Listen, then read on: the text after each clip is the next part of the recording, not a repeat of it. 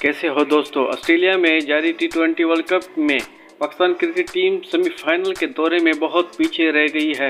इतवार के रोज़ खेले गए तीनों मैचेस पाकिस्तान टीम की सेमीफाइनल में रसाई के लिए अहम थे, जिसमें 2 मैचेस ने पाकिस्तान को सेमीफाइनल के करीब तो पहुंचाया, लेकिन इंडिया और जनूबी अफ्रीका के मैच में इंडिया की हार ने पाकिस्तान को सेमीफाइनल से पीछे करने की कोशिश की। पर्थ में होने वाले मैच जनूबी अफ्रीका के हाथों इंडिया की शिकस्त के बाद पाकिस्तान टीम अभी आदत व शुमार के मुताबिक टूर्नामेंट से मुकम्मल तौर पर बाहर नहीं हुई है।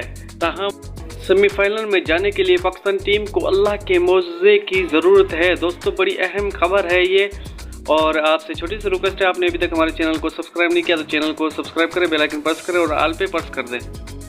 पाकिस्तान टीम का सेमीफाइनल में जाना अब कितना मुमकिन है। इंडिया और जनूबी अफ्रीका के मैच के बाद पाकिस्तान मदहत एक मरतबा फिर मायूसी के आलम में अपनी टीम के लिए हिसाब किताब करते नजर आए। इस सिलसिले में टीवी होस्ट और इस्लामाबाद के यूनाइटेड मैचेस रेहान अल हक समाजी राब्तों के वेबसाइट या ट्विटर पर लिखते हैं कि पाकिस्तानी टीम के लिए कुदरत के हाथ में है सेमीफाइनल में जाना।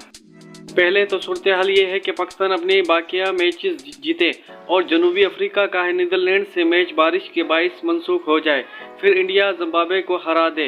रेहा अल हक मजीद लिखते हैं कि दूसरे सूरत हाल ये है कि पाकिस्तान अपने दोनों मैचेस जीते और इंडिया के दोनों मैचेस में बरसात हो जाए।